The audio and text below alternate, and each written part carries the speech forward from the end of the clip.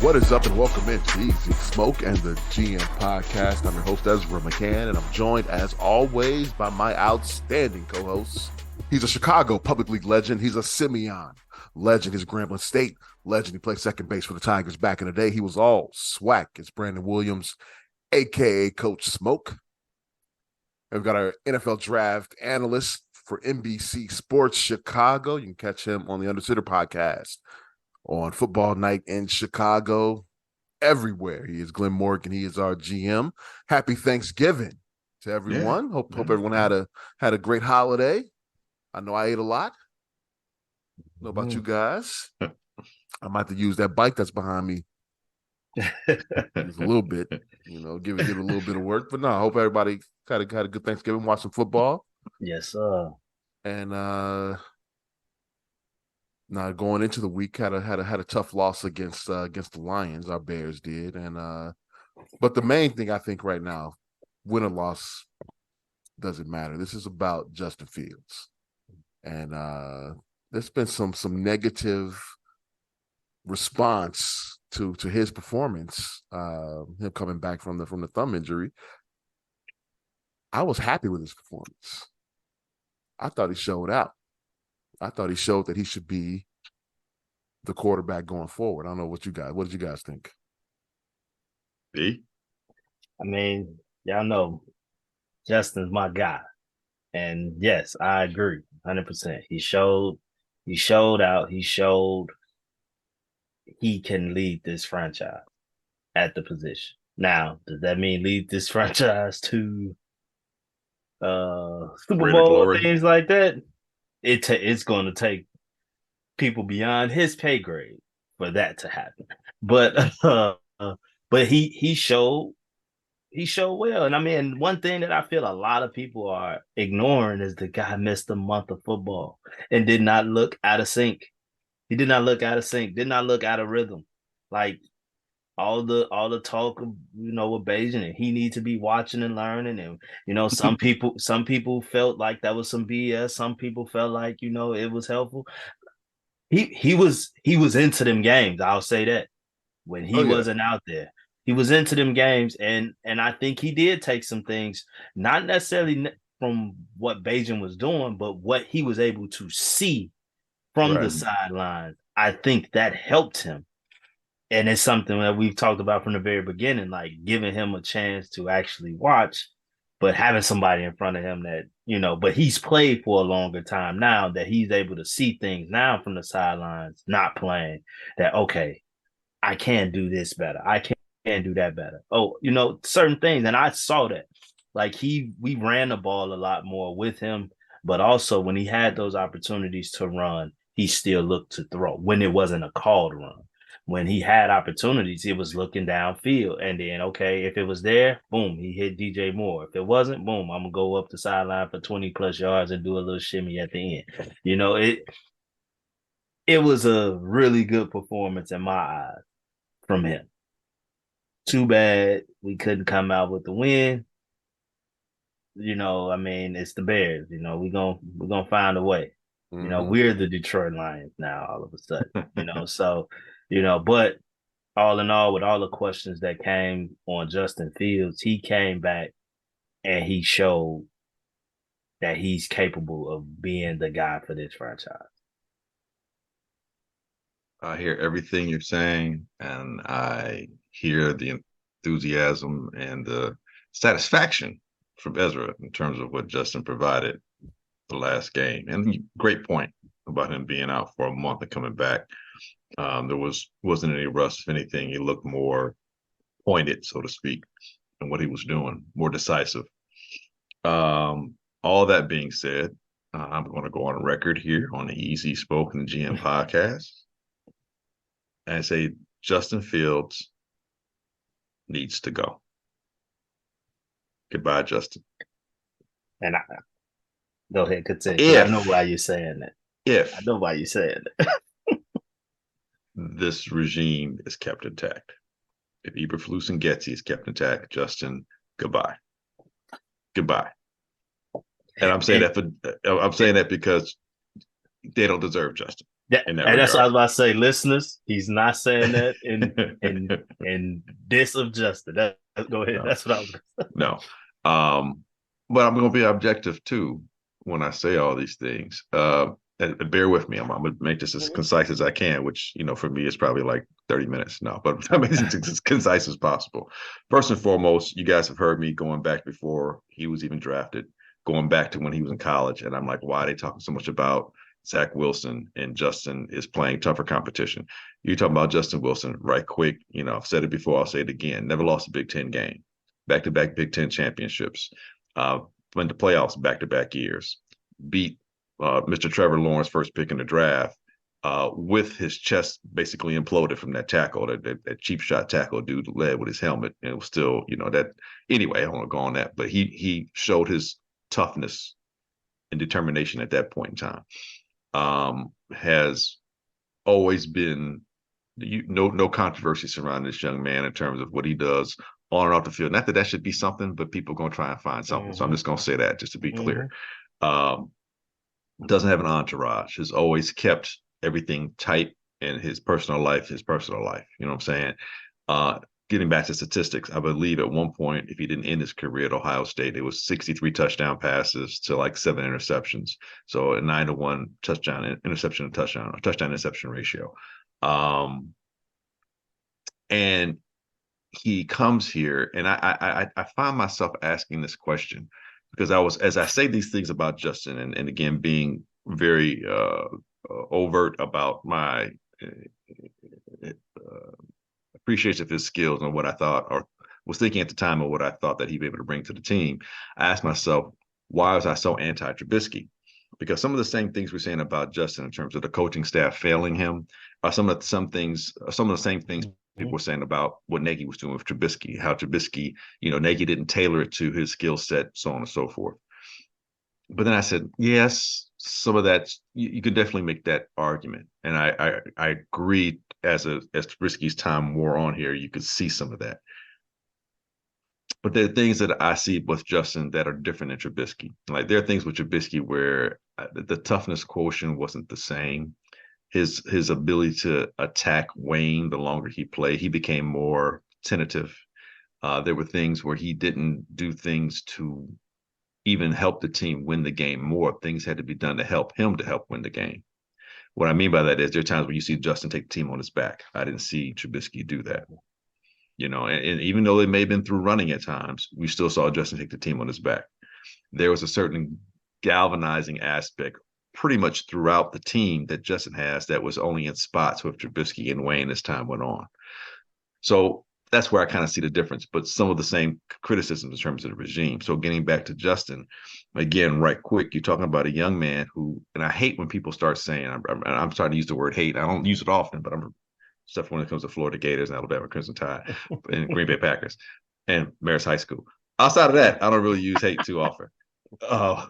But I come back to where people, and I'm starting to hear the talking heads, and the worst ones are the ones on FS1, Speak, those clowns on Speak. Look, Joy Taylor, I've always been a big fan, but you're falling in trap with you falling in trap and you're becoming a clown with the rest of them. Okay, seriously. Because they'll say things like he's had 3 years. No, he has not had 3 years. Because 3 years would, if you put the numbers, you're talking about back-to-back seasons. The last 2 seasons would have been 34 games, and however many games this season. And he has not had 3 years. Okay, and then clearly the first year was a garbage year because he had lame duck coach, lame duck GM. He don't get that pass like Trevor Lawrence get that pass. But he has, but people seem to forget that. They start lumping it into his win-loss total. He's lost 6, especially the clown Shady McCoy. He's only won 6 games or 7 games. He's lost 25. You gonna ignore that? Are you serious? You provide context with that. So this is what I'm trying to do here. And again, apologize for taking so long. So with this, you're talking about his rookie year, which was craptacular year, not his fault. Okay. And then you come into last season where you have a new regime and they're learning the players and learning who they want to keep and not keep. So it's like a feel out year for everybody. And then you realize offensive line, you realize just how talentless this team is. And Justin has to do things to survive that season. At some point, the coaching staff, and this is where we thought maybe they might be onto something, they show a willingness to be like, okay, we have to change course here and pivot and do some things here to help our player. It's like, okay, they're actually doing things to help Justin. And we saw Justin thrive enough to where we felt like, okay, we got a legit talent at quarterback. Whether or not you thought he was a franchise quarterback, you said we got a legit talent at quarterback. We can just get some people who can get free, because you brought the thing up so much last year. These receivers can't get open. How is it that everybody knows Devontae Adams on Green Bay Packers is going to get the ball and he's wide open? Not just open, he's wide open. Okay, so get some talent in for Justin. And so last year, you gave it a bit of a pass, but you understood that the wins and losses weren't on him, because it's about seeing if he can play and if we can secure a draft pick, blah, blah, blah, blah, blah. So all those things happened leading into the offseason coming into this year. And then in the offseason, fans, unfortunately, get caught up in their emotions and think, okay, he's got a receiver. And they start making these comparisons to Jalen Hurts, to Josh Allen, when they get the receivers. People, we were saying it back then. If anyone listened to us, we've been saying it all along. You cannot compare their situations because other things were in place before those primary receivers got there. Josh Allen might have come the closest to the comparison, but the defense was a lot better. The other players there, okay. Jalen Hurts made the playoffs before he got there. Because the offensive line was really good. The running attack was good, so on and so forth. Defense was solid. So Justin comes in, and then even with the talent we got to keep in mind, we don't have the depth. If everything worked out right, we still be struggling to maybe be a 10-win team, to be quite honest with you. So the season begins, you lose your defensive coordinator because of whatever his shenanigans are. Okay. You don't have, most of your offensive line has not even played together at all before the season begins. Your receiving core has a knucklehead who's not committed to anything other than his own fantastical mind of what's going on in his little fantasy head in Claypool. So you're working, there's something working against whatever you're trying to work towards. And I'm just talking about the players, let alone your defensive front is new, getting used to one another, so on and so forth. But the biggest thing, and again, this was brought out prior to, as much as you said it, Brandon, and as a lot of this is about Justin. Before the season began, if you recall, was also saying, as much as this is about Justin, this is also about this coaching staff. Because you have to evaluate, can this coaching staff develop this young man? But here's the thing, it's not just Justin, it's a team. Can you develop the other players on the team? Everyone keeps forgetting that.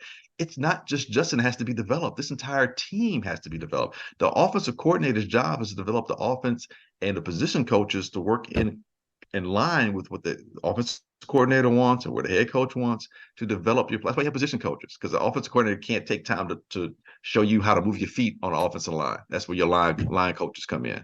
Can't tell your receivers how to move their feet and get open. Blah blah blah. That's where your wide receivers coach, and so on and so forth. So all those things have to be developed, and then the offensive coordinator's job is to coordinate all those elements together and to get the best out of all the players, not just Justin.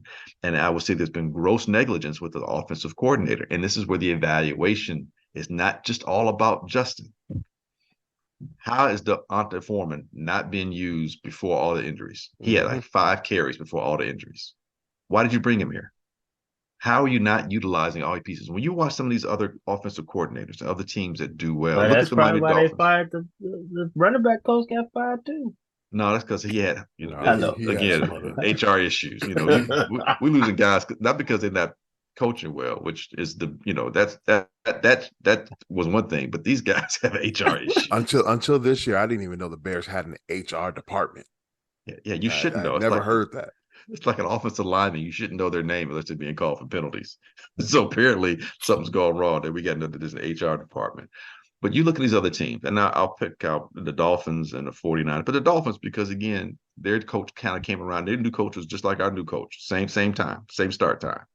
And you see not just who knew? Like, if you follow college football, you knew who Devin Achane was, or Achan, however he says his last name. Mm-hmm. But most people didn't know who he was. This dude burst on the scene. This dude run for 200 yards. This dude took the starting job from these guys. And it's not like Monster's bad, or even Wilson is bad.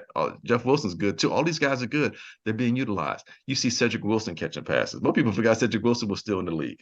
Okay, Cedric Wilson's catching passes. You seeing Waddle. You seeing and our guy Hill is on pace to get 2,000 yards. You're seeing people being utilized. Even Barrios is being utilized. He's like the fourth receiver on that team. You see them being utilized. Same thing in San Francisco. You see all these players being utilized. You see it with even with the Eagles. You see they're using 2-3 running backs deep.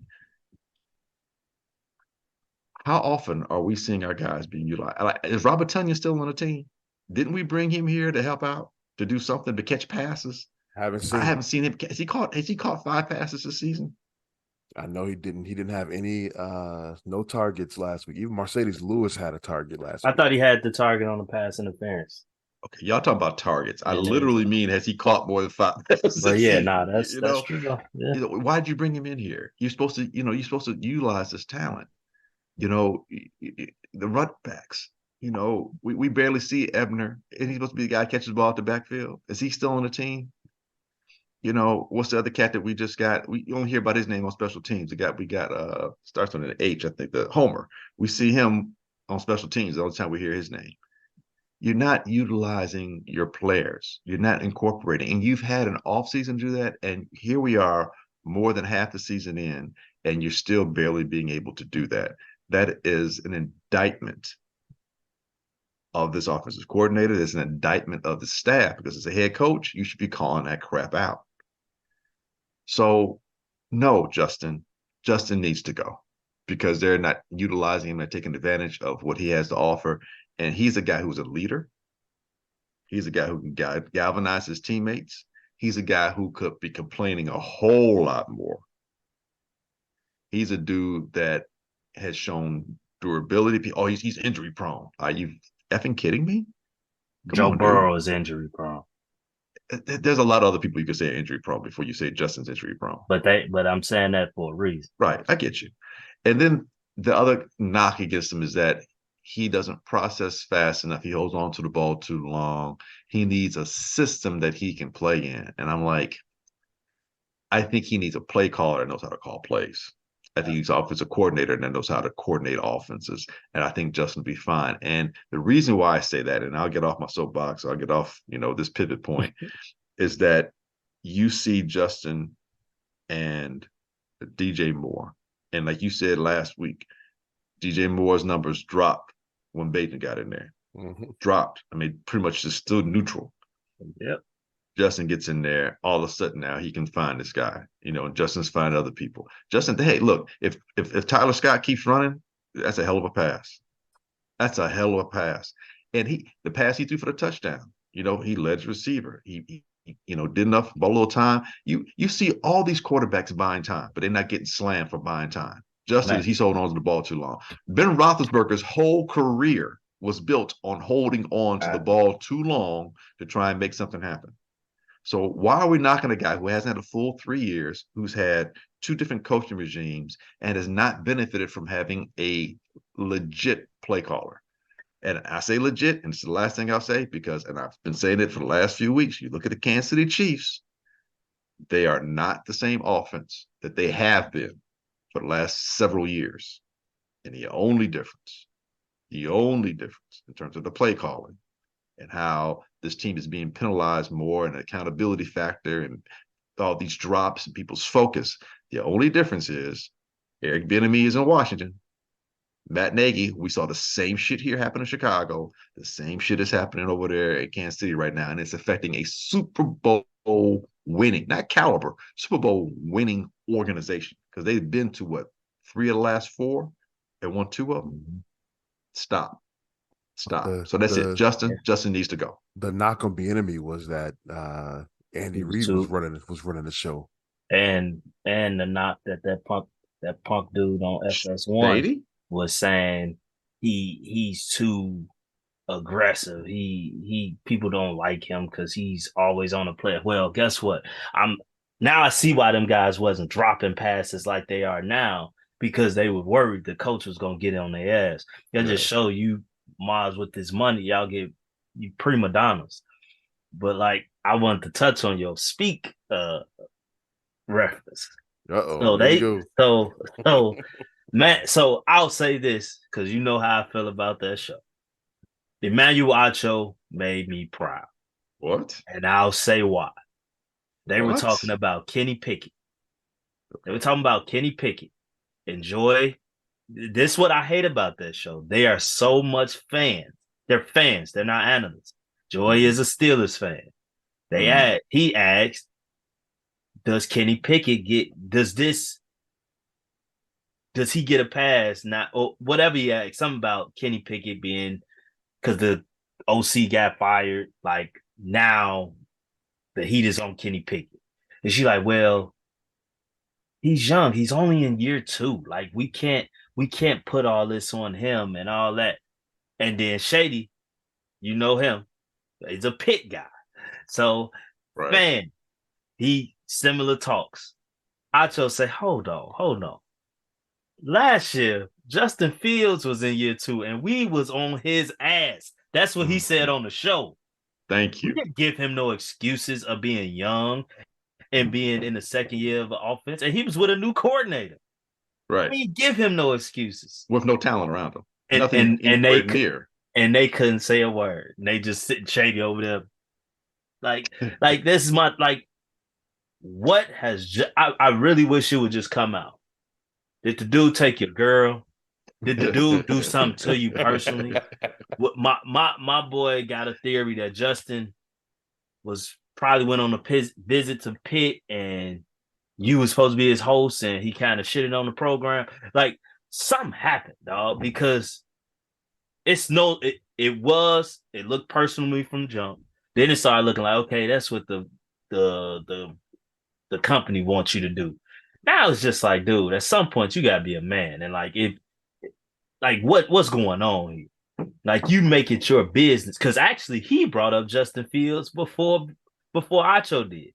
He brought up Justin Fields to defend his comments about Kenny Pickett. Like, why did Justin have to even come up in your mouth? He's not even the topic. He's not even the topic.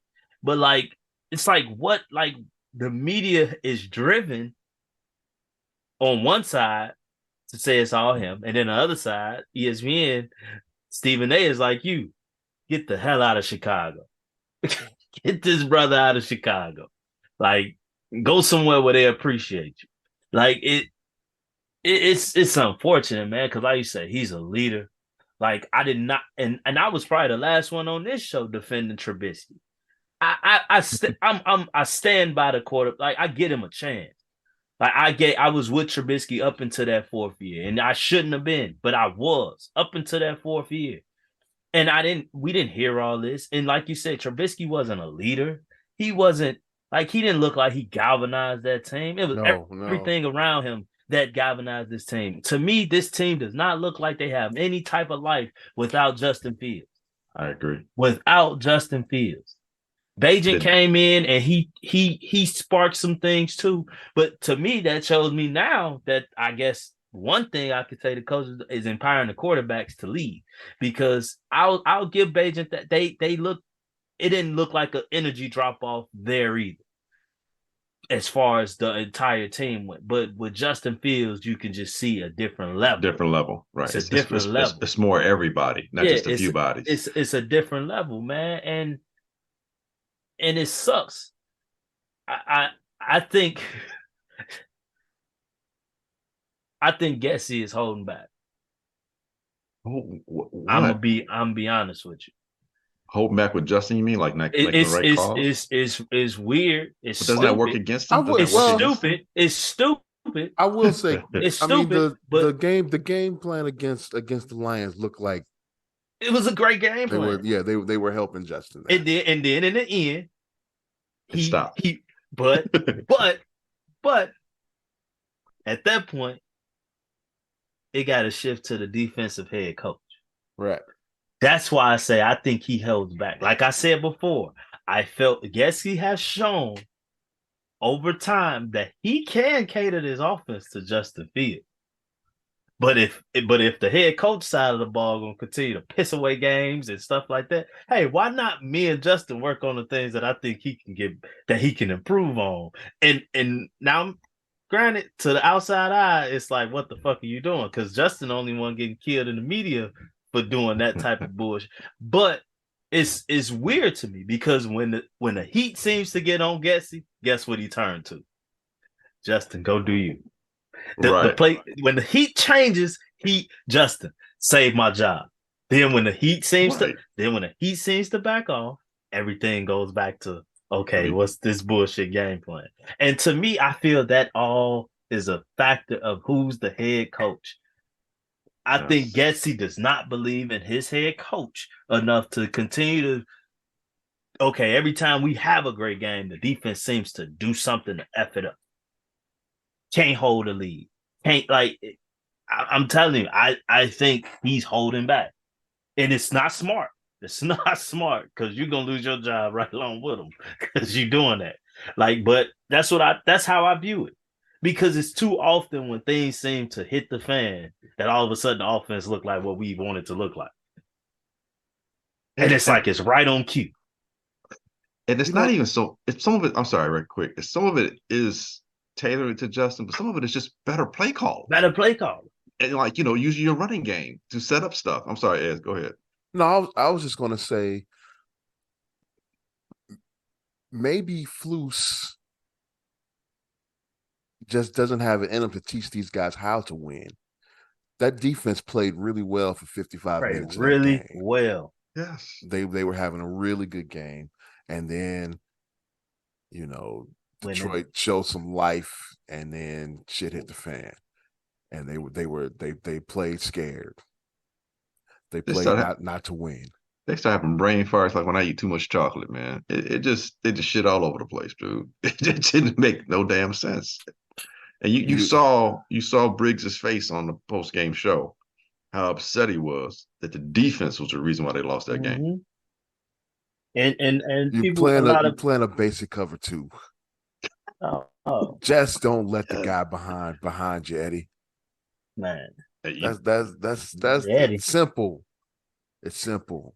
But that's the thing though. It's like hindsight is 2020. We all so many people are saying, why did the offense get so conservative? It's less than 4 minutes left. With a 12-point lead. 12-point lead. At that point, you feel you have the game. You should have the game won. The second to last possession, first play they ran the ball. They ran a dive. Second play was a read option. Justin read it correctly and gave it to Herbert. All right. Third play was the Tyler Scott pass that Glenn you brought up. With dime. With that play. Dime. With that play. Perfect pass. And your man slows up and drops the ball. Placed it perfectly. But what's so funny about that play, and this is just why I hate Chicago fans and I hate the media, because how many screenshots have we seen? Guys running free. Oh, but he chose to hit that guy. Why didn't he? He had a chance. But then all of a sudden, when the receiver effed it up, but why didn't he go to DJ? Why did he go to DJ Moore? Who was 6 yards short of the sticks? I swear in my mind, I wish we could rewind time and he went to DJ and DJ was short. And all we would have seen was Scott running free. Screenshots of Tyler Scott being open, and guess what they would have said? He can't read a defense. Right. That's everybody's go-to. He hit the open NFL receiver that was out there, whose only job is to catch the football, and he couldn't make the play. Can't satisfy these people, man. I don't get it. Satisfying. I don't get it. But here's the deal: you guys brought up that maybe the Bears don't appreciate Justin Fields? Clearly, they don't. I mean, they may, but they don't know how. Here's my does the new team president appreciate Justin Fields? You know what? That's a great question, because he had a chance to see him when he was the president of the Big Ten, when he was commissioner of the Big Ten. And what did Justin do during COVID? What did Justin do? He complained that they weren't playing. He didn't complain. He did what? He took action. What did he do? What did he do? Justin had a petition go around to all the players. He created in the conference. like a coalition or something like that. Created a coalition to say, and to petition, this is why we need to play. And then what did our current president end up doing? He didn't say, shut up, little kid, shut up, boy, this is a man's world. He didn't disrespect him. He took it, he read it, he took it in the spirit that it was given to him, with the respect that it was given to him, and with respectfully looked it over, and then concluded and acquiesced and agreed, okay, based on these blah blah blah, we'll do this blah blah blah. And the Big Ten had a representative in the college playoff, which was Ohio State, which Clemson was like, they should be here. They only play 6 or 7 games, blah, blah, blah. And then they got their ass rolled.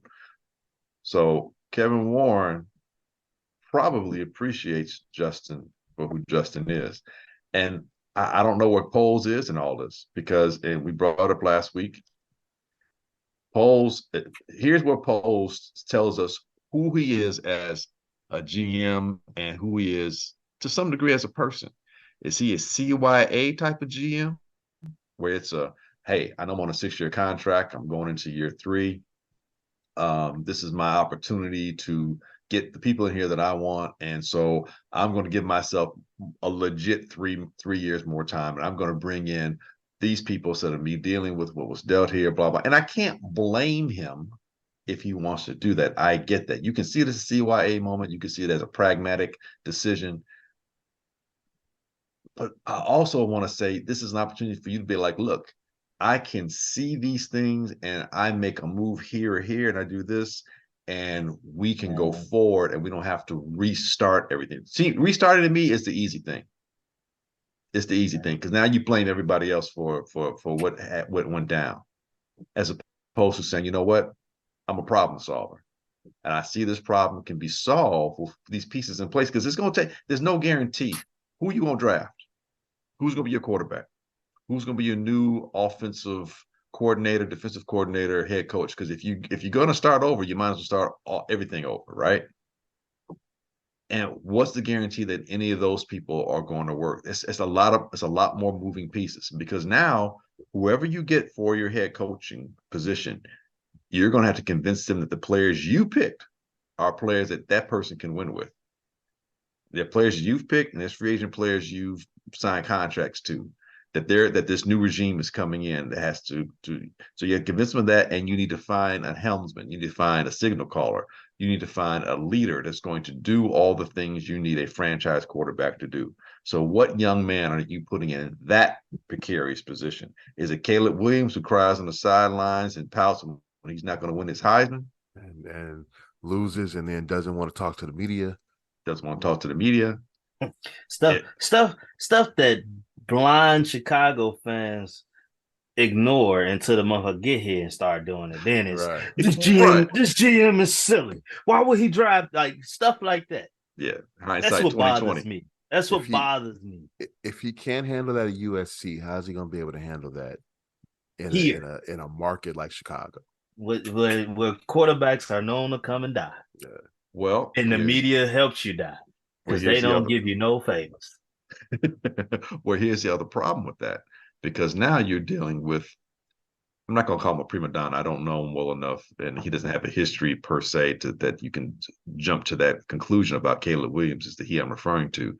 But Caleb Williams, has what? He has a Heisman Trophy award. He has NIL money. He has leverage. He does not have to come to Chicago. So now if your great plan and design it holds is Caleb Williams, if I'm Caleb Williams' agent, again, I'm pretty sure I said this last time, within the last 2 shows we've had, I'm telling him, oh no, son, we're leveraging. You ain't coming to Chicago. Do y'all think Pose might be in his mind thinking, if I do get rid of Justin and he goes somewhere and fucking dominates, how bad that then looks on him? That's what I'm saying. He's in a bad he's in a real tricky spot, dog. Yes. He's like, because you're gonna have some that pass up on the number one pick again, right, as a quarterback, and Justin doesn't seem to pop. You're gonna have to deal with that. Right. You take on and go ahead and get that number one pick. You get rid of Justin, and he excels. Yeah. And your pick flops. It's like a lose-lose. Yeah, That's why I keep saying the best option for him would be, the safest option would be to keep Justin and just build the roster.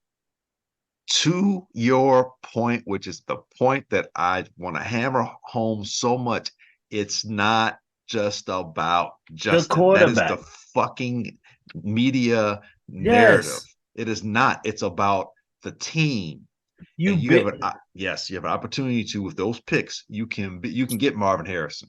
You can then trade whatever you need to trade and get more picks and get more players here. You are in a great position to make the team better by keeping Justin. You still need to get rid of the head coach and the offensive coordinator, which can be a bit of a setback, not necessarily, but it could be. But you as a GM got to really do your homework and see who can I bring in here? What coaching staff? Here's the thing, man. I just thought about it. What happened last year? The Trevor Lawrence and Justin Fields came in the same year, correct? Yeah. Mm-hmm. They both had coaches that left after their rookie years, right? Mm-hmm. What did Trevor inherit, and what did we inherit? Trevor inherited a Super Bowl winning coach. Who knows what the hell he's doing? Knows what he's doing. And this team went to the we playoffs inherited last year. a first time head coach on the defensive side of the ball. Try and develop a young quarterback. That the general manager had to sign off on. He didn't actually, do the scouring and the sifting through to get his own, final 3 or final 4 coaching. Well, he hired finalists. He hired Eberflus the next day, right? Or 2 days later? It was within like 3 days. But Eberflus was already on the final round of interviews before he signed off on it. What's the name was even hired. Yeah, he signed off on it. And my thing is, what you see mostly from all these different coaches, what you see from a good coach, whether it's offensive or defensive, in year one, you see an improvement on their side of the ball. Well, you should, yeah. Should. You should. D'Amico Ryan. Yeah, everyone talks about CJ Stroud, but his side of the ball. His side of the ball. Well, let's be fair. Will Anderson. The Texans. I don't. The Texans' defense has been pretty competitive over the last couple of years. That was the strength of their team. It wasn't their offense. Well, but to your point, it's not like they dropped off. Right. He enhanced them. Yes, and they look enhanced, and getting Will Anderson helps. So you got some pass rushing talent. I don't know who the GM. I can't recall off the top of my head, and I apologize to the fans who are listening. I don't remember who the GM for the Jaguars are. I don't know if they got rid of him as well as Urban Meyer, or if they just got rid of Urban Meyer, and then the GM did his job, did his due diligence, and brought in Peterson. But I look. How different would our situation be? I'm not saying that we necessarily would be a playoff caliber team, but I think the arrow would be so clearly pointing up if Peterson was here. And I think the utilization, not just of Justin, because it's not just about Justin, but the utilization of all the players, you would see an evolution and an involvement with those players, an evolution in the skill set players specifically, so on and so forth. So I just think the key thing, I think, beyond Justin, beyond whoever that quarterback, if they move beyond Justin and decide to go to a different, quarterback situation, I think what's even more important than getting that, you got to get your coaching staff right, man. Because as much as Stroud is having success, and I'm not going to say Stroud's only having success because of the offensive coordinator. I'm not going to say that. It works in tandem. He has talent, but it works in tandem. but it works hand in hand. Right, it works hand in hand. And Slowick, and I'm not I get nepotism happens a lot in the NFL football. I get that, but that doesn't necessarily mean that the nepotism is always wrong per se. And Slowick comes from a family of football coaches. Okay, his dad was a coach. He's been around football his whole life. He learned under Daddy Shanahan. Mike Shanahan also learned under Kyle Shanahan. That's a lot of coaching pedigree right there. And Slowick, when you watch, and I'll just give you a prime example. I think I said last week, watch that game against Cincinnati. Now, Stroud made a mistake with a bad pass that got picked and almost turned into a pick six, but set up Cincinnati to get them back in the game. But prior to that, they was kicking Cincinnati's ass. Cincinnati could not mess with them. The play calling, everything had them off balance, and Stroud was doing his job. But the other thing, it's not just what we see on game day, people. It's what we don't see in practice. It's what's hammered home. It's what's ingrained in their minds so that the players believe that these plays are going to work. They have faith and trust in the coaching staff and the coaching decisions that it's going to work. Those things have to be part of it too, because we see the opposite happening in the Chiefs right now with their struggles. If the Chiefs weren't as accomplished as they were, they'd be a worse team. They're winning despite, I think, Nagy. And you look at Washington, and they're losing more so because the defense is failing them. But and not saying that the offense is perfect, but you got a quarterback that hasn't played 20 NFL games yet. But there are times at one point, 2 weeks ago, he's leading the NFL in passing yards. Mm-hmm. There's an accountability factor there. And your coaching staff makes a difference. People think it's the head coach. It's not. It's like the president of the United States. President of the United States, yes, you make critical decisions, no doubt. There's a lot of pressure on you. You got to answer the media, blah, blah, blah, blah. But it's your staff. Your staff gives you the information. Your staff does all the work. Trump. Well, then you don't pay attention to it. And that's but Trump. That's what we need. That's what we need in Chicago.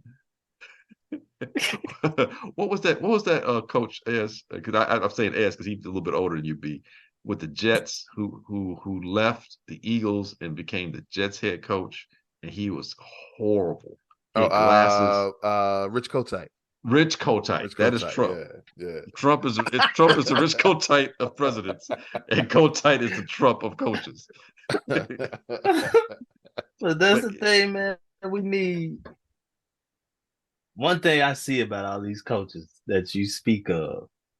I see personality. I just can't see D'Amico Ryans being a smiley nice guy. Even Doug Peterson, he's not a smiley nice guy. Like we get the good even, just like man and Adam Hogue tweeted this, and man, I couldn't agree more. After the Lions lost Thanksgiving and Dan Campbell went for that fake punt, and he's like, man, that was a dumb decision by me. That was dumb on my part. That was on me. And he like, we never get that with our coaching staff. We never get self-accountability from our coaching staff. Like, even with the Tyler Scott play, if you see what Getsy said, it was still a small jab in there at Justin Fields. Mm. What did he say? I gotta go back and look at it, but it wasn't a the guy was open, like that was the read. If he comes over, like it wasn't something like that. It was a very technical answer that he could have went here. It was some. I gotta go back and find it, but it wasn't in support of his quarterback. It was a very nebulous answer. I will say that there's not very many coaches that hold themselves accountable publicly out there. Not many of them. Well, not to the degree of Dan Campbell, but there are those like Andy Reid will say, we got to do better. Yeah. That this loss falls on the coaching staff. Mike Tomlin definitely will. You could tell that he was trying to protect Canada all year, but then at some point he's like, look, it is what it is, and I got to do better. So yes, I agree. To your point, B, I think, and if I'm not saying it, my thing is this: it seems like more times our coaches are putting it more on the players I got than you. I they got you. than they hold themselves accountable. right, Nagy It's did the a same way to thing. speak on it where it can be everyone. Like, but it's clear when you listen to them, uh, you can damn near take away from it. I called the right play. They didn't execute. That's how you can take it. And I think when it comes to head coaches, and again, just to speak kind of to what I was saying earlier, as much as the offensive coordinators, defensive coordinators, I think are the crux of how a team is successful or not successful. The head coach, as much as a figurehead as they may be, they do make critical decisions. I think the head coach signifies or exemplifies what the team is, i.e., the team takes on the persona of the head coach. We saw that with the Ditka during the Ditka regime, especially in the 80, 83, 84, 85, 86 to up to 90 probably. Those Bears exemplified a lot of Mike Ditka. They took on his personality.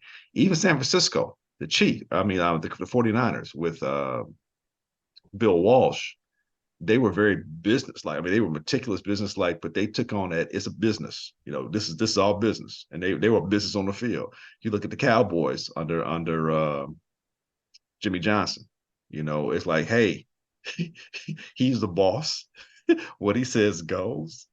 But when we win, we gonna celebrate. How about them Cowboys? They jump in on it. Oh, they knew how to celebrate.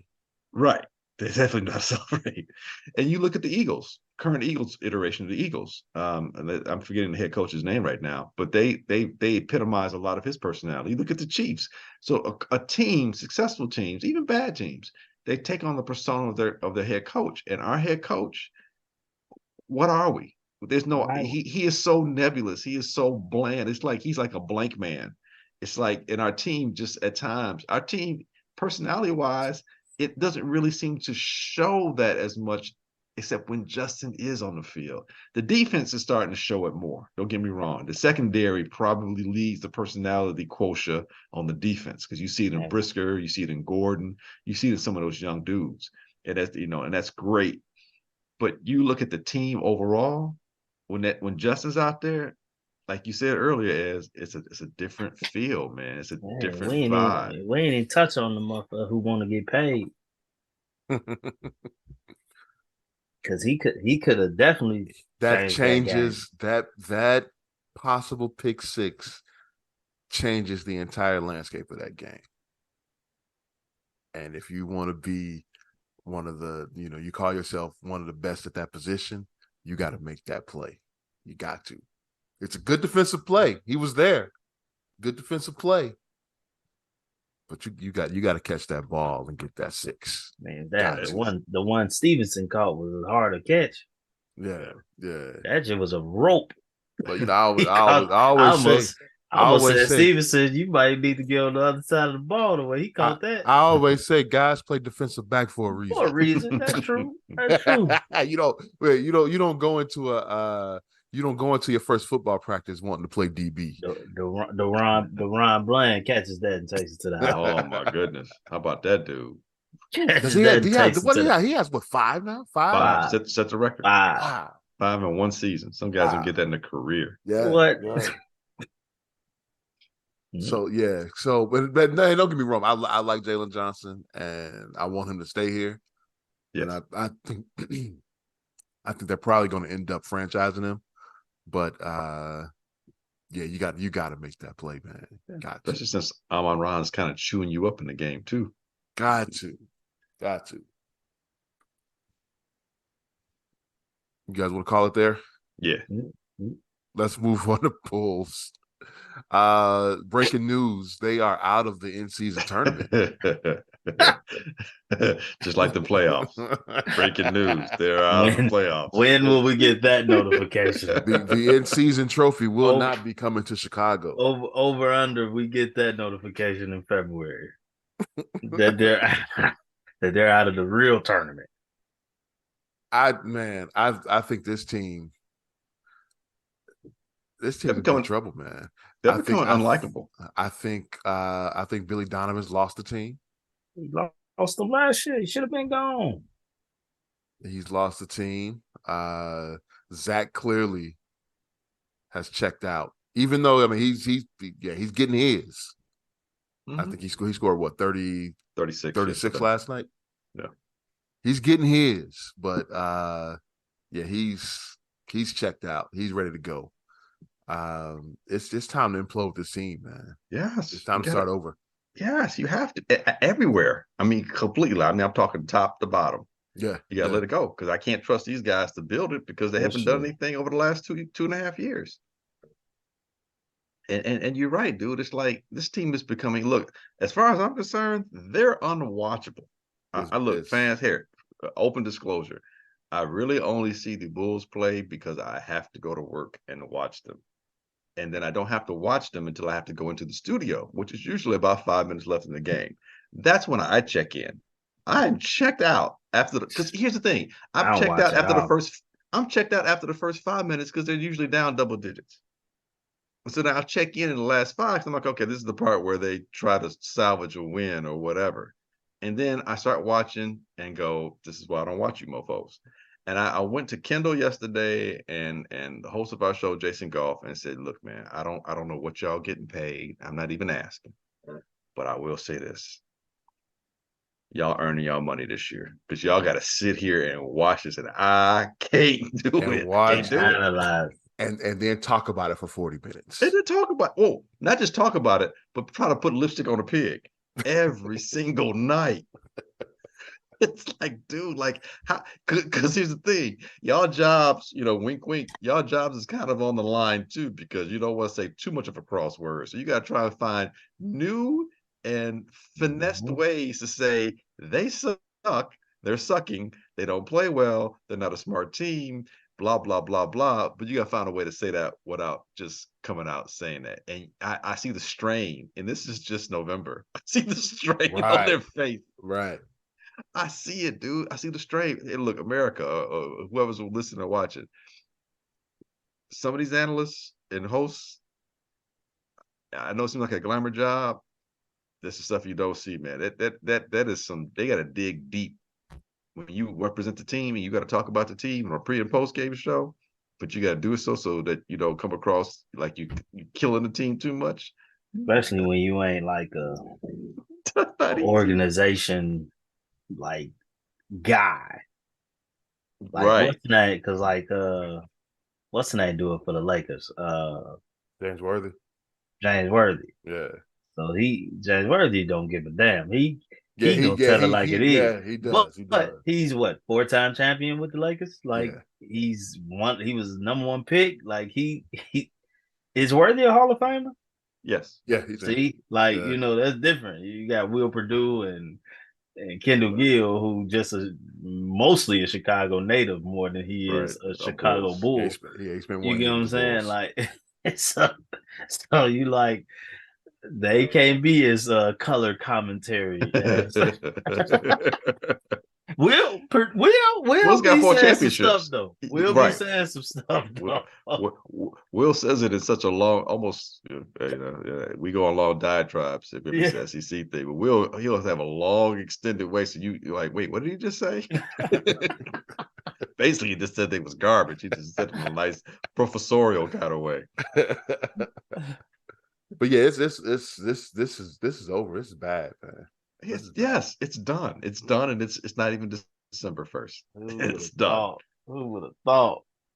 And Vooch is checked out. That did Vooch was ever. Man. He was checked after game one. How after game one, he was like, "Why the hell did I resign here?" How do you go from what we thought was the worst to even worse? And we damn near doing it twice, football wise. But I'm gonna give Poles more chance than Pace. But Eberflus is worse than Nate, in my opinion. But damn, man, what is it? What is it here? It's supposed to be a blue collar state. I don't know. And we keep getting these nice guys. Well, you get hard workers. You're just not getting assholes. And Michael was an asshole, but Michael had everybody accountable, and also was the greatest player, on the planet. So there's that. And you look at Kobe. Kobe was an asshole, but also probably one of the top players on this planet.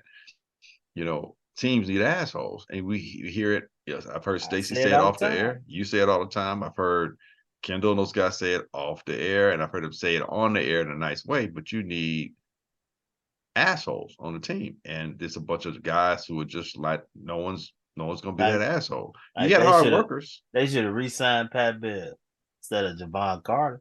No, but if you resign Pat Bev, he gets ostracized. Oh, because he's not one of the top Yeah, true. 7 best You need an players. Right. You asshole need that can somebody play. that can play. You need an asshole that Right. can play. Right. You're right. You're right. You're right. You're right. You're right.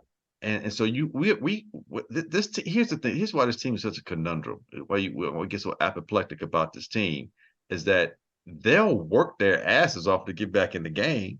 So it's not like, okay, they're trying. So you're like, they're trying hard. But the problem is you didn't try hard at the beginning. Right. So that's why you got in this deficit. And you see a guy like Caruso, why he's a fan. There's several reasons why he's a fan favorite. One, he works his ass off and he gets the most out of his limited ability. We all see that.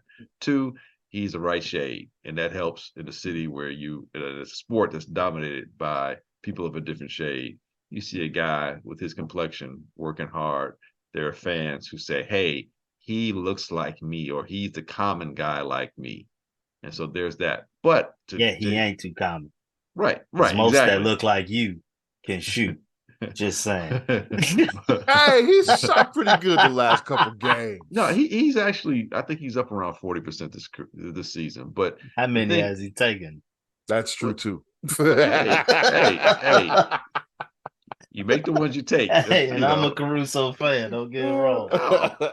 I'm just saying that not to say get rid of Caruso, but saying we need more sharpshooters that look like him, but just can shoot. I don't even need him to look like him. I just need someone who can hit I need somebody that can do it. Yeah. Yeah, that's true too. I love Caruso, but like you can't have a team with no shooters, and then the one we got of his complexion is definitely stop. See, you making it racial. Stop. Stop. you blaming it on his genome. Stop. I mean, he hooped more like us. Oh man. Than them. I'm just saying. I love him. I love him. His athleticism. He's out there like a brother. He got some dog in him. I mean, most brothers can't shoot. Well, no, I won't even say that, man. I won't say, but Gary Trent Jr. coming off the bench and he killing us. He could be Bulls killer coming off the bench, just bombing threes away. Look, in this day and age, yeah. In this day and age, everybody's shooting 3-pointers. We just need to find people who can hit the damn shot, besides people who can make it but aren't proficient at it. And you look at the most proficient 3-point shooters we have on this team are Kobe White and Zach, and then that's it. The next guy might be Vooch. I mean, it's slim. I don't want him taking no more threes. I don't either, and that's the point. When I say he's the third one, that doesn't mean that he's good. That just means he's no the best of the worst. I hear people talking about you got to take more threes. That they can't make. You gotta take at least 40-something threes a night, but they're not making them. So why keep doing it? Yeah, don't do it. Well, you look at the teams that we've lost to recently. Orlando doesn't take a whole bunch of threes. They just kept pounding us in the hole. You look at OKC. They don't take a lot of threes, but when they take them, they're efficient 3-point shots. You can do that. Look, even when Ball was healthy, this team was so much better, and we were more efficient. And there's a lack of efficiency on this team because they don't have a leader anywhere on the team. And DeRozan is a leader in terms of, hey, man, y'all, we need a blah, blah, blah. But when it gets on the field, on the court, I should say, he's not that leader on the court because he's a ball-dominant guy creating his shot. He's hyper-focused on that. This year, he's a little bit better at getting rid of the ball, but it's like some spectacular pass he makes after he done beat the ball on the ground for like 15, 20 seconds. You need a leader on the court. Like Chris Paul is a leader on the court. That's what Billy Donovan needs to have his system work. He needs that person. And initially it was working with Ball. He's gone. And for whatever reason, they haven't not tried to fill that position at all. I think that's the issue here. Why haven't they knew he was going to be out. They announced last year that he was going to be out this year. Yes. Why not go get that guy? because they're not doing their job, and that's why they need to go as well. Because that to me is gross negligence. I mean by gross, I mean capital GROSSE, like gross point, gross negligence. Because it doesn't make any sense, and you have not, as Brandon has alluded to, we ain't got anybody that can hit the outside shot. You can't tell me it's a B's point. I'm gonna go racial with you. You can tell me you can't go to Europe and at some point in the course of 2 years, find guys who make careers out of being perimeter oriented. They got 7-footers who shoot 3 points better than our guys who are 6'4", 6'5". That doesn't make any sense at all. You got Wemby coming from France, of all places, hitting 3-point shots. Come on, man. You can't tell me you can't find somebody 6'3" to 6'6", 6'7". We used to. I mean, look, I'll say this with guard packs. I mean, what was that one Italian dude we got? I can't remember what his name was. He was about? like, or maybe not Italian. I think he was Argentinian. He was Argentinian, but he looked Italian. He was Argentinian. About Nocioni? Nocioni. No, not Nocioni, but him too. But the other dude that came after him. You talking about Bobby Portis knocked him out? Nope. Not him. Not even that dude. Nope. This dude was like that was Nocioni, wasn't it? No, that wasn't Nocioni. Hell no. Nocioni wouldn't let him. Yeah, Nocioni would have knifed him. Yeah. You would have heard about the knifing in the locker room. What's my man's name? He was a he ended up going to New Orleans, and then then he left the league. Right. He was a hard worker. I can't remember his name, but that dude, he hit a dog. No, I can't remember what his name was, but he could hit 3-pointers. I'm just saying, man, it shouldn't be that hard to find a cat between the G League and Europe that can hit 3-pointers.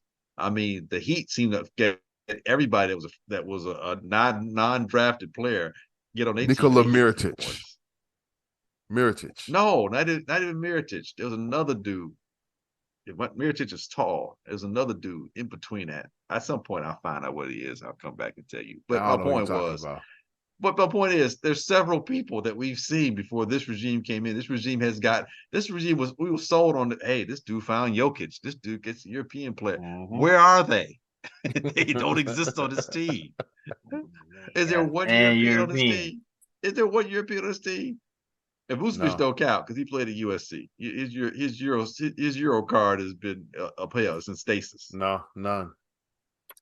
So man, it's dude, you got to get rid of. I don't believe in the front office of the Bulls any longer. I don't, because they've literally done nothing. They've done less than nothing. I mean, at least with guard packs, they were like, look, we got Dwayne Wade. Are you happy now? No, nigga, you're supposed to get that like 5 years, 7 years before now. We can get him now, don't mean shit. We can go pat yourself on the back. You got him now. He's, damn near 40. Stop. Stop. But I mean, this team is becoming, aside from being unwatchable, and I said it earlier, they're starting to become unlikable. Thank you. They're starting to become unlikable.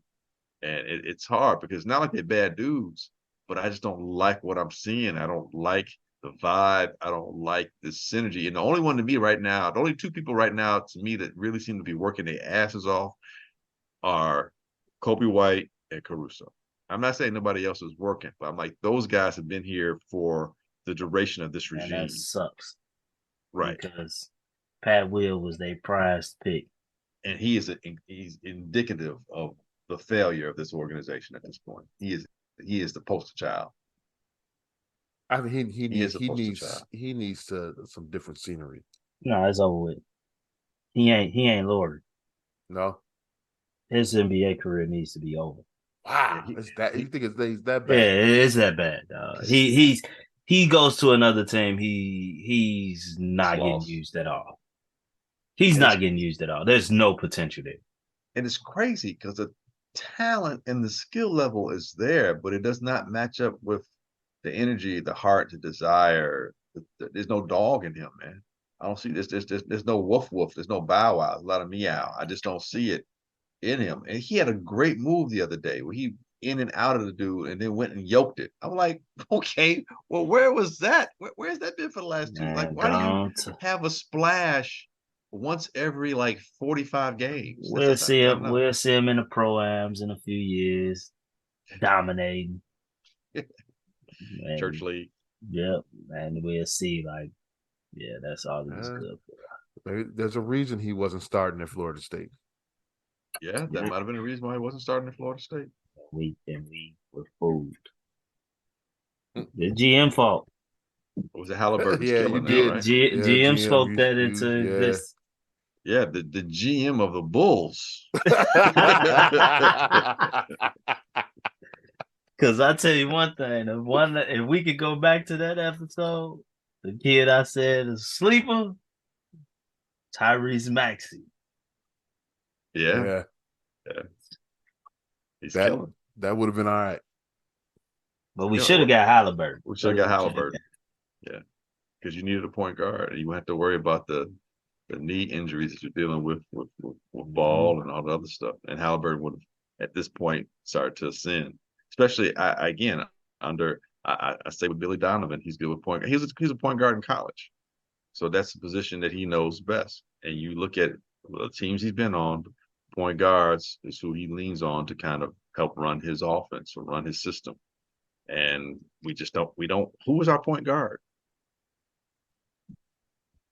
I know the position is being filled by Kobe White, but he's an off guard. He's not really a point guard. So there you go. And that's why this thing just hangs up in the air. You watch a Bulls game and you see four guys on the perimeter watching the one guy who's dribbling the ball. Nobody's making cuts. Nobody's diving through. Nobody's shifting around. And then when they do, they bring the defender over to a person. So now it's clogged up, in the corner or on the sideline. It's just not smart basketball. I bet we can go in the archives of any of our episodes where we talked about Bulls, and what Glenn just said will be said in any previous recording, any previous episode. What Glenn just said would be said. That's a shame. That's bad. That's bad. Oh my God, man. And I thank him for the 1 year that I did invest. Doesn't change. 1 year I invest was a good year. I saw 7 games before Ball went out, and then they went downhill from there. So maybe that's what it is, man. They lost their mojo after you left that last time. But that's where your damn front office has to make something happen. These cats are making the same mistakes, but worse to me than the Garpax. And Garpax everything was Derrick Rose. Derrick Rose. We'll keep the same team once Derrick gets healthy. Once Derrick gets sort of healthy. Garpax fell in love with their guys. I don't know that I don't think these guys are in love with anyone here. It's just for whatever reason. You can't move on. How many times have we see teams completely revamp who they are? I mean, how many different iterations of the Phoenix Suns are we going to see? How many different iterations of the Lakers have we seen? I mean, it's like, dude, you can make moves. Don't tell me you can't make moves. The Heat, Minnesota Timberwolves. Well, the Lakers is a little different. Dude, it doesn't have to. It's LA, dude. That's what I say. Lakers a little different. But Lakers are going to get marquee free agents. But there's we're not going to get that. But the thing is, why can't we? Because Philly, New York clamors it. You can't tell me New York's weather is that much better than Chicago's weather. What marquee free agents they got? None. In the past, they've got them. They got Melo. We didn't. We lost on Melo. They brought in a monster. And we were better than them during that time. I'm just saying. Yes, I'm just saying. It just says something. My thing is, most of them, like when you say Miami, well, they're not getting crazy free agents. But like Phoenix, for example, what helped Phoenix was Devin Booker, a draft pick, popped. That's what helps you. Now we're seeing with OKC, Shai Gilgeous-Alexander, who was traded from the Clippers, he's popping. And they've made moves previously that helps. But we haven't had a draft pick to pop since Derrick Rose. It's OKC. Who wants to live in Oklahoma? I get that. But all they guys are coming through the draft. They ain't getting no marquee free agents. But I'm saying it all comes same thing with Utah. Cleveland. But Cleveland Utah, Utah was Donovan Mitchell came. They drafted him. He popped. No, I'm talking about they got Laurie Marketing. Now they suck though. Yeah, now they suck. They suck though. But when I brought up Utah, what I'm trying to say is Utah and Cleveland, OKC, those are small market. Minnesota, those are small market teams in areas that aren't places that brothers necessarily want to go to live. But you got to know who you are and then do the things you can to subsist. They don't have the city of Chicago behind like dude. I know it gets below zero here, whatever. These fools ain't playing outside, man. Okay? Right. They're not playing outside. Really, you're only here 6 months out of the year. Right. Right. And you can't and tell me most of that time is spent on the road. Exactly. Yeah. You can't tell me business-wise, the opportunities here aren't more plentiful than every place other that's not named New York or LA. Because you're the third market, dude. I get it. It's not like the old days where they're based out in the suburbs. So you got to live out. You got to live out on the North Shore. Right. You're in the city, so you can live in the city. I get it. Plenty to do here. It's Chicago. the culture. Chicago should be. You should be able to sell the city to those players. Why can't they get guys? Why you look, even like with Melo's wife wanted to do film and all that stuff, right? New York, she could do that in Chicago. The reason Vooch is still here is because his wife likes it here. But you can only mention Melo when it comes to New York. I mean, that was solely because his wife is from New York, though. That had a major factor in it. New York, the Knicks don't get shit just like that's because of the owner. That's because of the owner. Just saying. In Brooklyn, they can't have good things because they keep getting them and they keep effing them up. So, I mean, but LA is the only ones that get those good things, and it seems to flourish for them. That's all I'm saying. I'm just saying I get what you're saying, but weather is the only thing I ever hear about more times than not. Guys not working. It's so cold in Chicago. I'm like, it's cold in New York too. What are you talking about? Cold in Brooklyn? They get nor'easters. But it is a different type of cold here, though. I understand, man, but they get bad weather too. And again, when you got that kind of money, damn get hurricanes. Right, they get nor'easters. But for the most part, the temperature stays in the 40s. Occasionally they get some snow. I've seen New York get some more blizzards than we get. They recently they have. Yeah, you're right. But they get things like floods and So you mean to tell me a team like the Chicago Bears can get free agent football players that had to play in that crap, but we get guys that can't come here? That's what I'm saying. I can't understand. I don't understand that. Yeah, it's the organization. It ain't like you say with the Knicks. It's the same with the Bulls. So you think people are out there saying you don't go to Chicago. You don't. Yes. Things are messed up over there. You don't want to go there.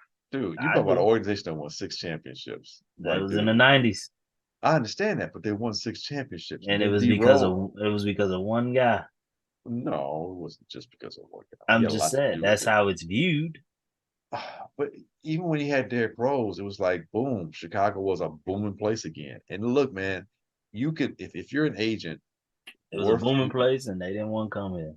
But if you're an agent and you do your due diligence, you look at the landscape, man, and part of your job should be not just what it is now, but projecting going forward. This is prime opportunity. And that's for all 4 of the major sports here, whether you're a baseball player, basketball player, football player, hockey player. And right now, we see what's happening with the Blackhawks. You've got an organization that won 3 in like a 6-year period. And that now their best players, the Hall of Fame players, have gotten older. The team is, you got to revamp the team. Yeah, it helps get the first pick of the draft, no doubt. But they're not missing.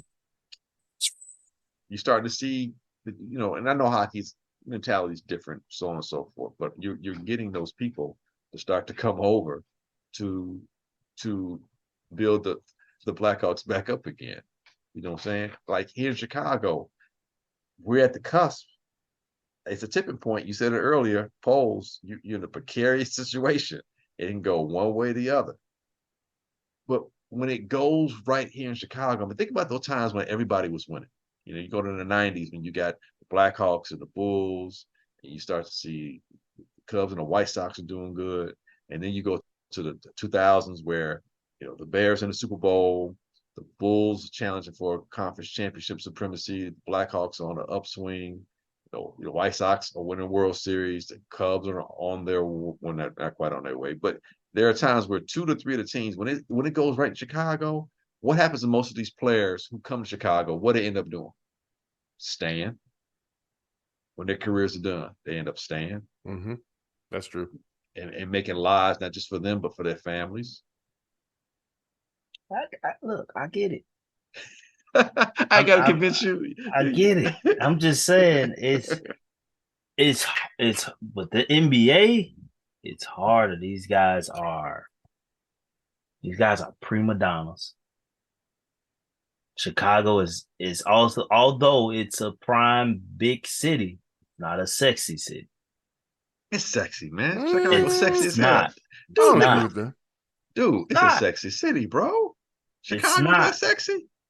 Not to the media. All right. Name me 5 sexy cities. Name me 5 sexy cities. I can't name you 5. I'm just saying. L.A. Miami. It doesn't. New York. Give me 2 others. I can't. I'm not saying it like, I'll say Houston, but Houston don't. But they not big enough. They're not big like us as far as in the sports realm, in my thing. Well, Astros. That's what I'm not speaking as a, like, I think Chicago is one of the best cities there is. I'm speaking in the perception of the basketball. The players. Perception, it just doesn't hold that weight. It's unfortunate because it should, because like you said, when most of these guys come here, they don't leave here. Like it's like, how, honestly, it makes you wonder, like, how did Chicago become such a downer to the world in sports like that, as far as like to want to come here? Because has it been the negative media press that has? No, Chicago didn't used to pay, bro. You go back, and this is, again, I'm showing my age here, but this is before your time, and a little bit before my time. But one of the comments that Dick Bucket said when he left Chicago, he's like, man, Halas throws around money like manhole covers. It's just like, or something to that effect. But now the money aspect is kind of regulated. So right. So, but you're dealing with perception, like you said, you're dealing with perception. Perception's necessarily greater than reality. He said he throws nickels. No, throws nickels around like the manhole covers. So, but that perception, because here's the thing: Cincinnati still had the Bengals. Because that's pretty much, and the Reds to some degree too, are organizations, and sometimes you get it because they're smaller markets, so you kind of understand it a little bit more. But the Bengals, if it wasn't for, especially like in the 70s and the 80s and early 90s, if it wasn't for the fact that NFL didn't just have a hard salary cap, they also had a floor you couldn't go below. You had to spend the money. The Bengals used to hold on to their money. And then the NFL's like, no, you can't keep doing that because players, you got to get paid. And so the Bengals had pretty much before Burrow got there, the Bengals had a history of being, they would say frugal, other people say cheap as hell. And the Chargers have a bit of that where they would get rid of players and not pay players. So sometimes, and with the Bears, it was Chicago teams, and it wasn't just the Bears. It was the same thing with the Cubs, the White Sox, Blackhawks, Bulls. They treated, and it was pretty much all ownership here, treated Chicago like it was a small market, and they ran their organizations like small market organizations. It wasn't until when Jerry Reinsdorf, when Jerry Reinsdorf bought the Bulls, they were run like a small market organization, and then Jordan scored 63 in Boston, and it's like, oh shit, we've got the premier player in basketball. I think we got to get some guys around him, and so that's when they started to ascend, right? Yeah, but even with that, think about Scottie Pippen's contract. That's different. I'm just saying, and Michael, they benefited the fact that Michael came from the work ethic of the South, and his dad, where you honor your contract. Because think about Michael nowadays. Michael would have held this organization. No, he would not. Yeah.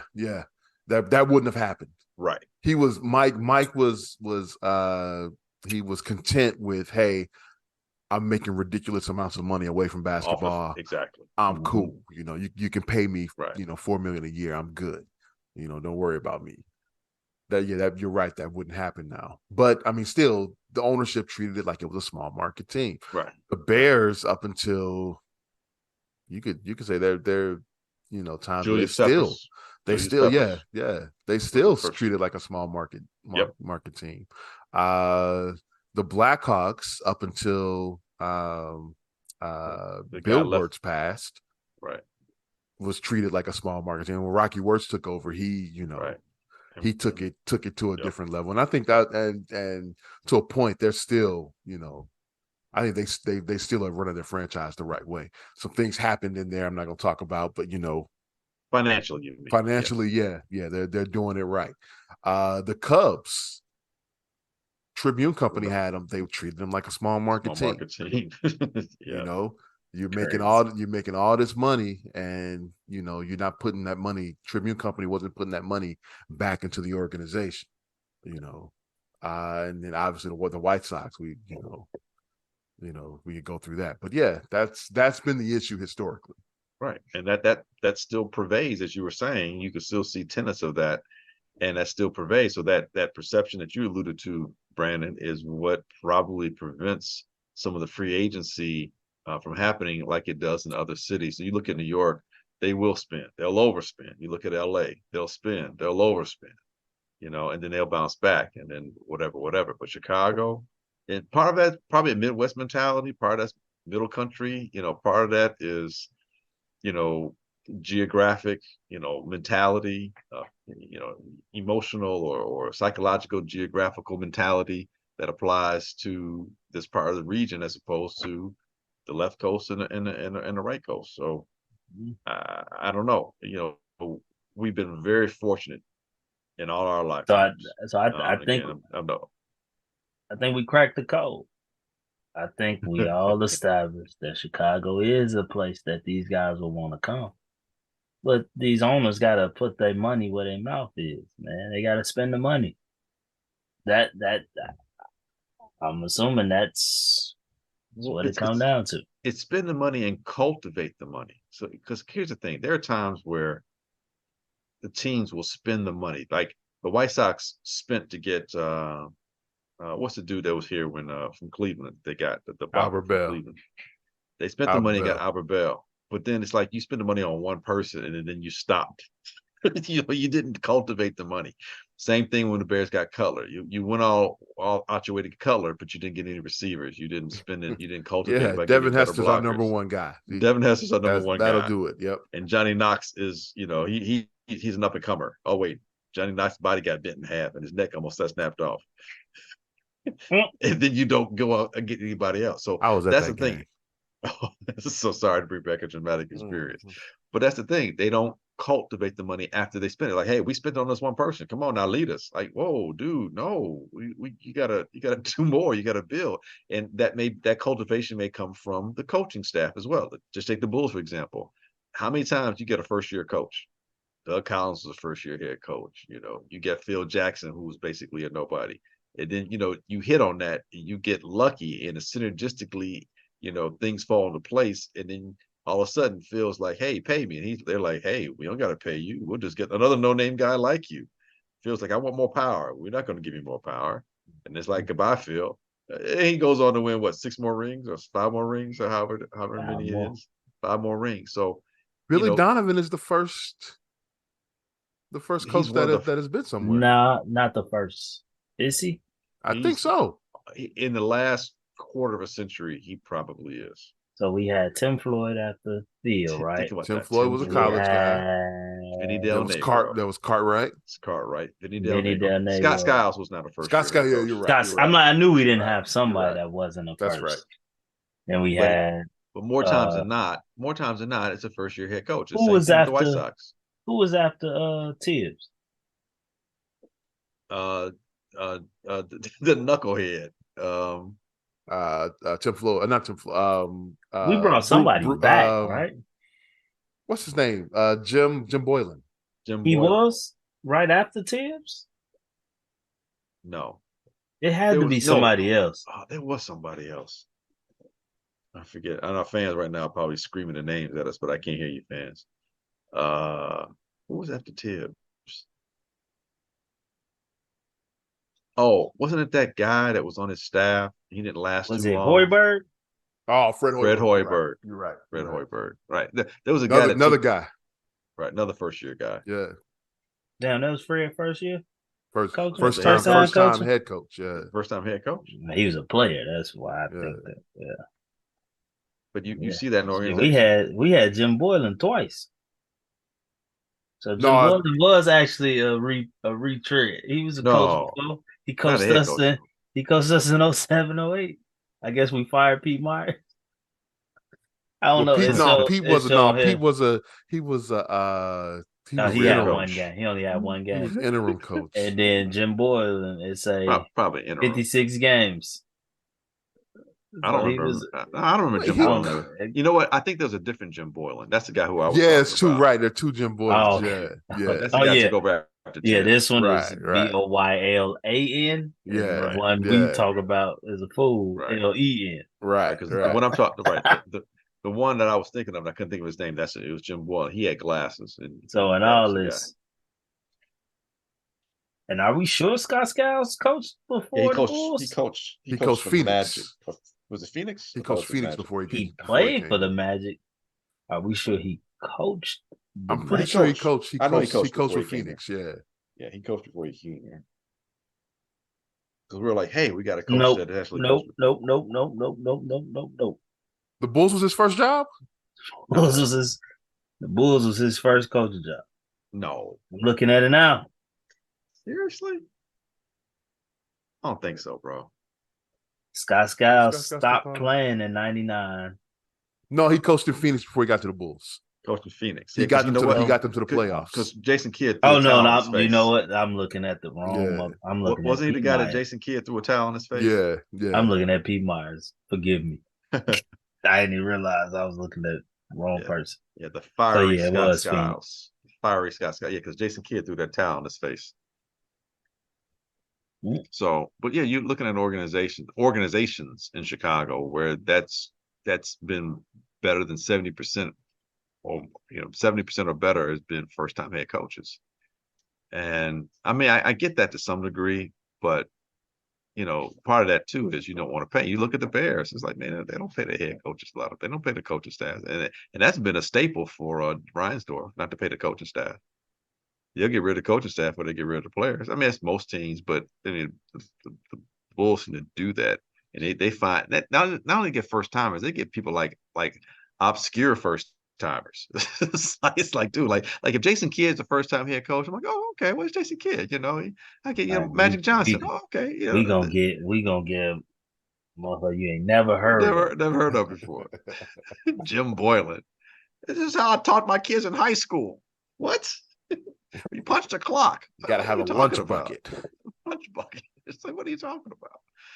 So yeah, man, I think those things are endemic in Chicago, which, like you said, perception wise, it tends to pervade in people's mindsets, and it's still palatable, or still palpable, I should say, and to some degree now. And that's got to change, man. That's got to change. And like you said, you gave a great example, Ed, as when it came to the Blackhawks. It changed when Rocky Wirtz took over, R.I.P. Rocky Wirtz. But it changed. And then now it became a death. How many times you hear a lot of hockey players, ooh, I want to come to Chicago. I'll come to Chicago, retire. Getting Marion Hossa. Hey, it's attractive. It's a place I want to be. You got to make it attractive for players. Same thing with the Cubs. Cubs did a really good job with that. When the family took over, the current family that's in charge of the Cubs now, the Ricketts family, they make it attractive. They hired Joe Madden. That wasn't the first time. No. They brought in the president from the Blackhawks. From the Red Sox. Oh, from Red Sox. Theo. Right, but again, he wasn't a first. He wasn't a first time GM. He's the guy who was young, had one or be somewhat of an architect to some degree, at least a curator, if not an architect, of the Red Sox that won a championship. You get him here, and you get Joe Madden, who wasn't a first time a manager, and then you start building, and you can see the role construction towards that, on that journey towards that championship. And so when they got there, it was like, yeah, man, you could see that coming a mile away. Like the White Sox, you can see that one coming. I promise you, you didn't see that one coming. You were like, hey, man, this team's competitive. They should be able to compete. You ain't see 2005 happening the way it did. Nobody did. I said they were going to finish fourth that year. It was a bunch of reject. Yeah. Well, it's a bunch of different It was players a put bunch together. of good players who were all pretty much cast-offs from the previous teams. Yeah, it was lightning in a bottle situation. And you had a first-time general manager but a long-time baseball person. There's a big difference. And he wasn't the first time being a coach. You know, it's like he had done some of his due diligence on the field. Ozzie was a third base coach for the Marlins team that won a championship. Okay, third base coach is an important position. If you're not sitting right next to the general manager, the next position of importance is that third base coach. Okay, Ozzie has a baseball mind. You can see all those things. You caught lightning in a bottle, and then you didn't cultivate it afterwards because you figured, okay, we're good. You signed Jim Tomei. That was your deal. You know, after that big move. Okay, but whatever. Like that mother's still here. Yeah, right. Well, he's from Illinois. His son. Oh, he is. I didn't know that. Yeah, from Peoria. That's where he's from. Oh, okay. Born and raised I know Peoria. his son. His son is a stud at. But still, Nazareth. his best years was spent Philly, in Cleveland, Philly. Right, right. Cleveland, Philly. Yeah, he's here. Yeah, you know. So Bo Jackson. Well, I mean, hey, I'm gonna be real Bo now. Jackson. We know the great Bo Jackson, who Alabama could live anywhere. Right, lives here. Back to Jim real quick. I mean, come on now. Joe Kim told us about Cleveland. Okay, let's not forget. Yo, let's not forget that Joe, who's still who could be anywhere in New York. Is where he was born and raised. His mama, his daddy, they're international. I don't know that he lives here, but he spends a lot of time here. I'm sure he has a house here. I'm sure he does. Yeah. So Tony Kukoc from Croatia. The crazy thing is, most of the people who like a Derrick Rose, who's from Chicago, he's the only one that ain't here. Well, because you've been there your whole life. Exactly. That's what I'm saying.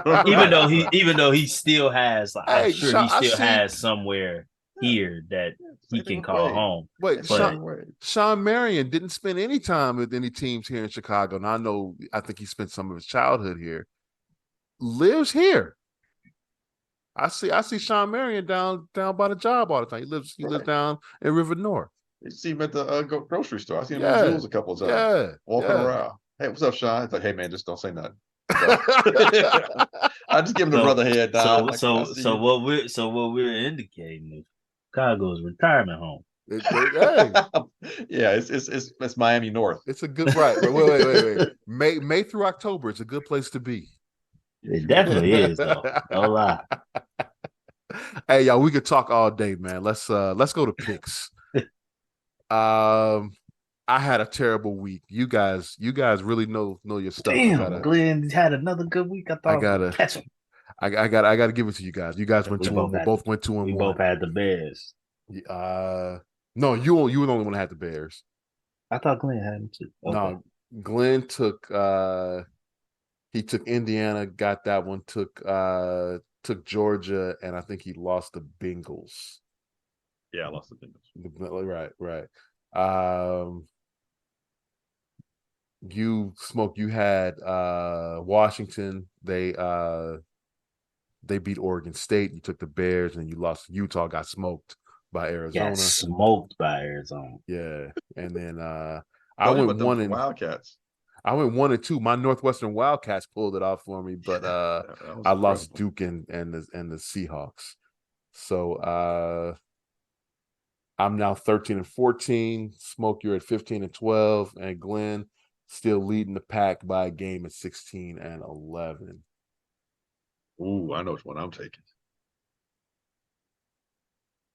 Part of it's emotional, but it's not just all emotional. Actually, I've been waiting for this game all year. All right, I'm gonna start off. I'm gonna take in the Iron Bowl. I'm gonna take Alabama minus the 13.5. Wrong choice, my friend. Wrong choice. I'll tell you, Alabama might lose this one outright, bro. I'm going to roll no shot against Auburn. No shot. You know who the head coach is? Of who? Of Auburn? Auburn. Yeah. Who? Same dude that when he was at Ole Miss beat him twice. I'm just got their ass whooped. Yeah, they did. By it was a terrible team. Terrible LSU? team. No, it was not even it was an a SEC non-conference opponent. game. It was a non-conference game. Nah, they were looking past it. It was a trap game. They were looking at the Alabama game. They lost to New Mexico State 31-10. Yeah, everyone should have seen that one coming. Okay, yeah, all right. I'm going with Alabama minus 13.5. Hold on. Why don't you go for Northwestern? Go back to back. They getting +6 on the road against the Illini. Set up for a perfect situation there. I just might let you talk me into that. Fudge it, why not? Give me the Cats. I'm taking the Cats plus the 6.5 down in Champaign. Though Illinois is playing for bowl eligibility. Yeah, whatever that's worth. But yeah, I'm gonna take the Cats plus 6.5. And let's take an NFL game. Let's go with the Bears. Wait, yeah, where are they play Monday night, right? Monday night. Vikings.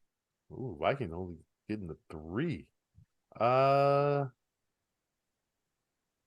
I'm gonna take the Steelers. Really? I'm gonna take the Steelers minus the 1.5 at Caesars over the Bengals. Really? Oh, no Burrow. Yeah. That makes a lot of sense. That's a good pick. I think I can see that. And different offensive coordinator, so the Bengals will be preparing for something they don't even know yet. It's a good pick, yes. Very astute. Very astute pick. Yeah, we'll see. Mr. McCann, very astute pick indeed. We'll see. Smoke, who you got? Well, since today is Bayou Classic Day. Uh-oh. And I got on my grammar and stuff. Oh, okay. Both teams 5-5. Emotional. Very emotionally charged pick here, I see. Going with them Grambling Tigers minus 1.5 over Southern. In the Classic, I'm going to go Eagles minus 3 over the Bills. Oh, really? All right. I'm confident about, at some point, you can't keep winning all these games barely. They're going to lose eventually, aren't they? Them Eagles? I'm just trying to cause doubt in your mind. You about to talk me out of right. You about to talk me man. New coordinator in Buffalo. Josh Allen did play better. And I'm going Texans +2 over the Jags. The new offensive coordinator in Buffalo was the offensive coordinator for Joe Burrow at LSU. Mm-hmm. Hey, I got him at 1.5. Who's that? The Texans. Yeah, 1.5. Yeah. Wait, they're a home dog? Yeah. No. Yeah. Ooh. You still want that, Smoke? Ooh. Who that is? No, I think it's Texans a good pick. At 1.5.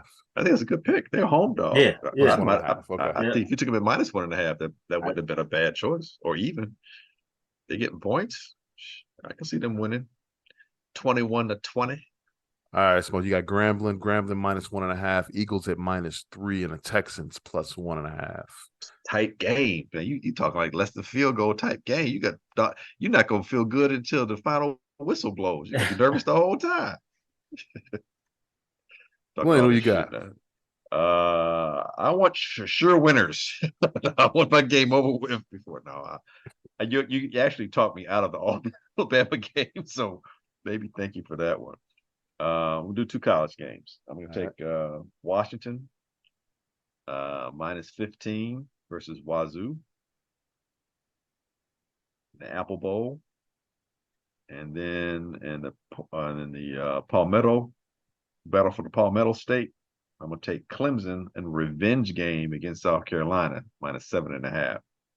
They beat Clemson last year? They did, and knocked Clemson out of a chance to play for the national champion, get in the playoff, at least be in a discussion for it.